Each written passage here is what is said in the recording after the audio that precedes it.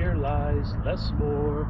4 shots from a 44. No less, no more. That's for you, Johnny Cash. Out in Arizona, just south of Tucson, where tumbleweeds tumble in search of a home,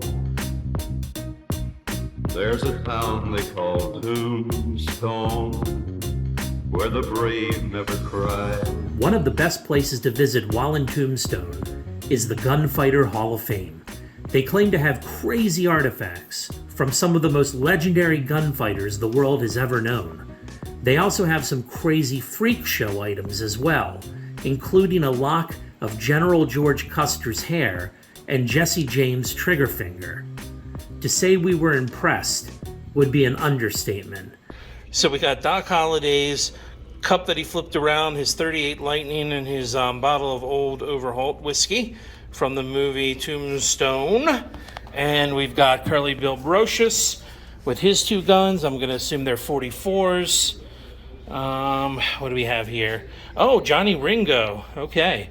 So we got Johnny Ringo's handgun. We've got his bandolier. We got his belt. And we got a little Cochise County bag of money. And then over here, this is it. We got Wyatt Earp, Kurt Russell's Peacemaker. And it says it on there. And it should say, from the people of Dodge City. And it does. Look at that. That's insane.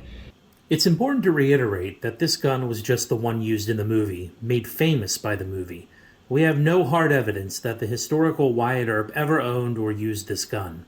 The fact of the matter is nobody really knows what gun Wyatt was carrying during the fight at the OK Corral, although some guesses are better than others. And we got a bunch of money. Dude, that's awesome. That is awesome. Dude, he buffaloed that guy with that in the movie. And we've even got Bass Reeves here. This is a deputy U.S. Marshal, man, for 32 years in Indian Territory. It's crazy. I think he brought about 300 men to justice. I'm sorry, 3,000 men to justice. Ed Schieffelin. Are these his guns? Let's see. We got Tombstone Silver. Looks like we got some guns here. Dude, Bass Reeves. Merwin Holbert's revolver. After striking it rich, Ed purchased the best pistols he could find. So these are Ed Schieffelin's pistols, the founder of Tombstone.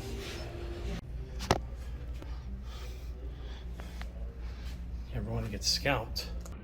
So this is John Wayne's movie stuff. Look, guys. We've got his hat.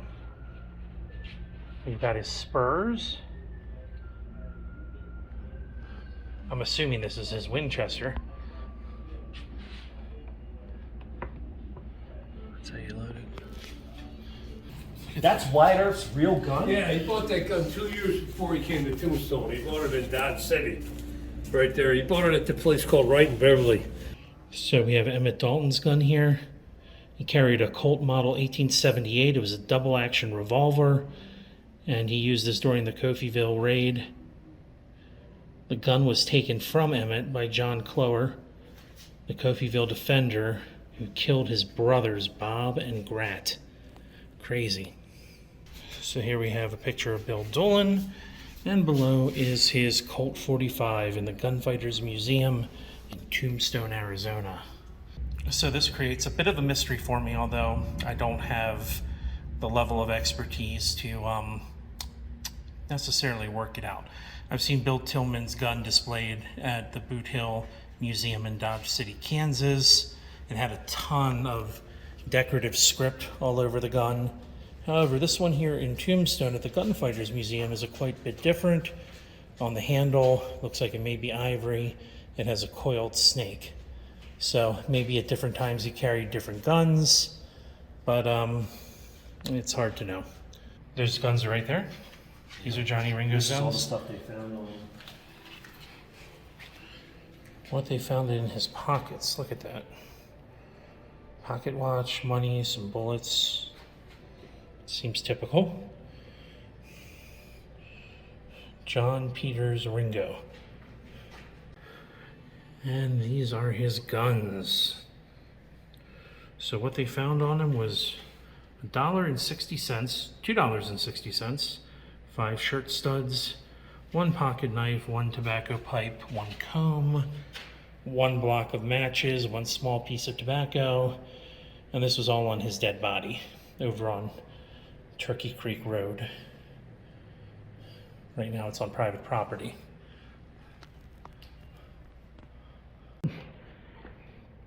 Now with the Gunfighters Museum, we have John Wesley Hardin's 44 1860 Colt.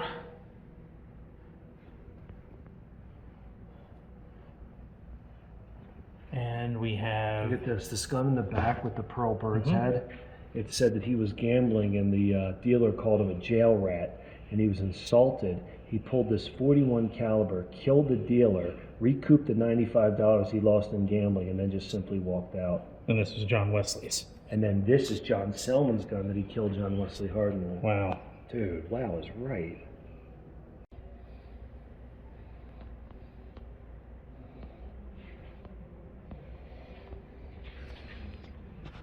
So John Selman, as much as we like to think of him as a hero, may have been as bad as Jack McCall, and may have been a coward because he shot John Wesley Hardin in the back of the head, a man who couldn't defend himself, in the same way that Wild Bill was shot in the back of the head by Jack McCall in Deadwood. You guys know that famous photo you see of Doc Holliday? Here they're saying it's not Doc Holliday. It was used by Bill O'Reilly in Legends and Lies book. The man in this photo is John Escapole, a mining engineer in 1880s Tombstone. Even if we weren't sure if some of the items were authentic, we had trouble containing our excitement, like children peering into the window of Macy's during Christmas time in New York City. The Gunfighter Hall of Fame was our Macy's.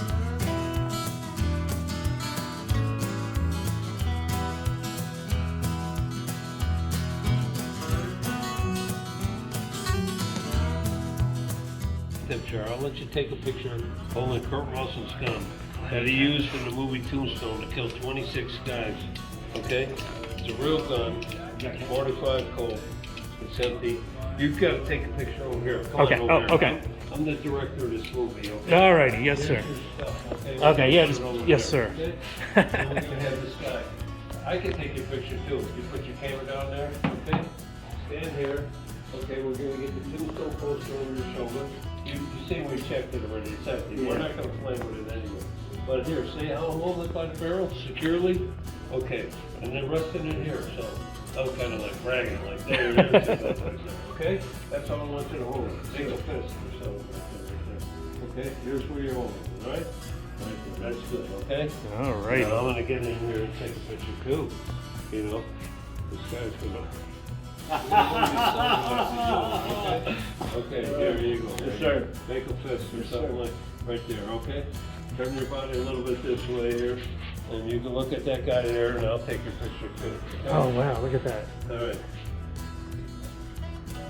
All right, I want you to move in, okay? Move in, right there. A little bit more.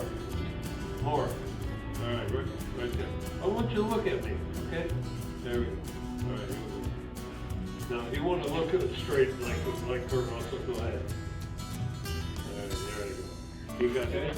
Hold that gun like that. All right. Let's see. We're going to get it over the poster. Come on, let's see what you got here. You okay? You got too much here. We'll move over that way. Raise it up. Okay, right there.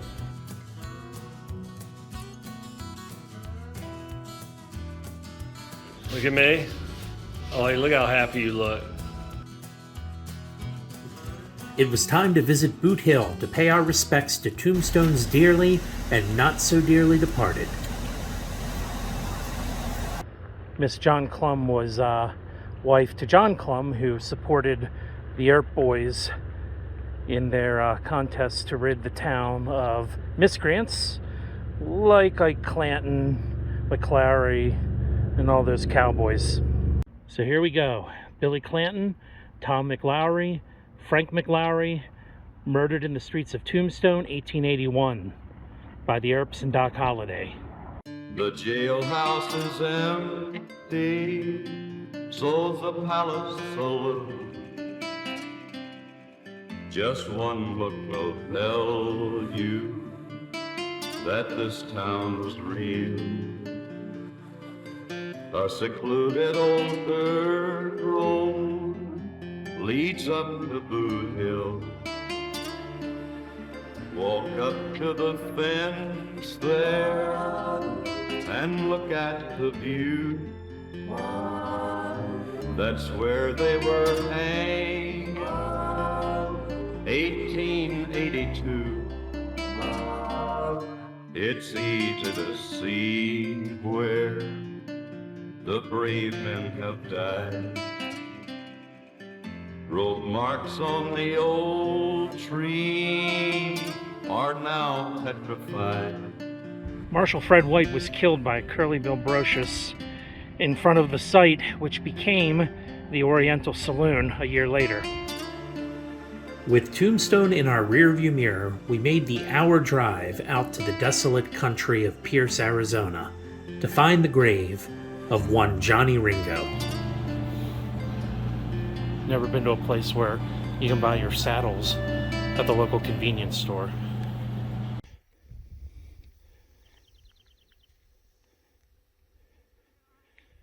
Well, all right, fellers, we made it. We're at Johnny Ringo's gravesite entrance, so we're gonna head in here.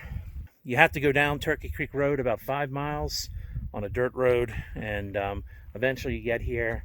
It's all fenced off. The owners did a great job just allowing people to come in, and so you need to respect the land that you're on because it's not yours.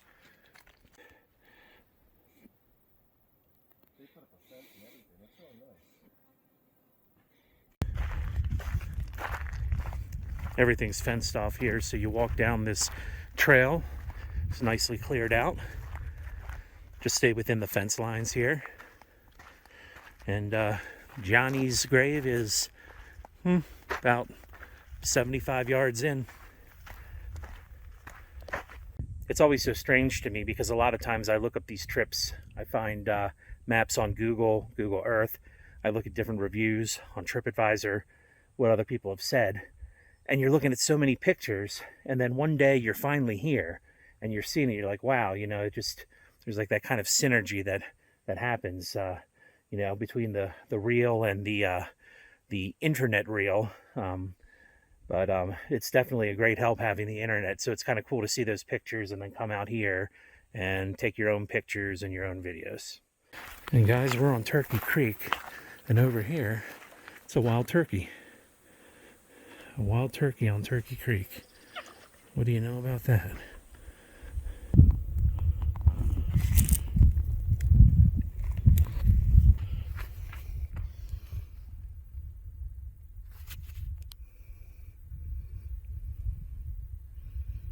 And I have to say it, okay?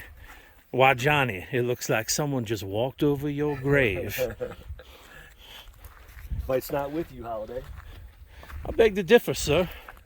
We started a game that we didn't finish. Play for blood. Play for blood. I was just fooling about. I wasn't. This time, it's legal. Here we go. So let's see if we can read this for you guys. A little shady here. It says, Johnny Ringo. The remains of this noted gunman and outlaw lie here. A teamster traveling from West Turkey Creek found the body sitting in the fork of a nearby oak tree with a bullet hole in the right temple. A coroner's jury reported the death to be suicide, and Ringo was buried on the spot. There were others who viewed the body and maintained that the July 13th, 1882 death of Ringo was murder. And this is put up by the Cochise County Archaeological and Historical Society. Now, there's a few things to say about this, and in fact, there are 3 popular theories about the death of Johnny Ringo. The first being, of course, that he did commit suicide. His body was found in all 3 of these, by the way. The second was that his killer was Doc Holliday, and we get that from the movie, of course. Now, one of the reasons why people think that the Doc Holliday theory is wrong, or at least it's debated, is that at the time Doc Holliday was I think 600 miles away or something outside of Arizona territory when the event happened. And a lot of people can vouch for that. But regardless of the mileage, he was outside of Arizona territory. The other theory is that Wyatt Earp, just like the movie, came up and shot him. There was no interference by Doc Holliday. He didn't stand in on Wyatt's behalf. And so those are the three theories. I would challenge you guys, if you have an interest in history, to get out there, look at them. They're all on the internet, and figure out which one makes the most sense. So right in front of us is the oak tree where he committed suicide or was shot. And then his body was just buried, a couple feet away from us.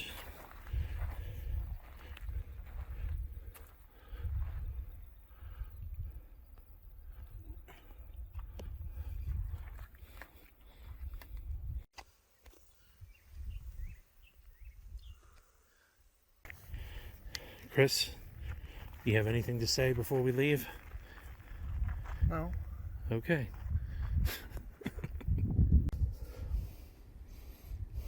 And as always, we want to be good citizens. We want to help out. So, donations for improvements. Yep, there's a box here, and you can put your donations in. And so that's what we're going to do now.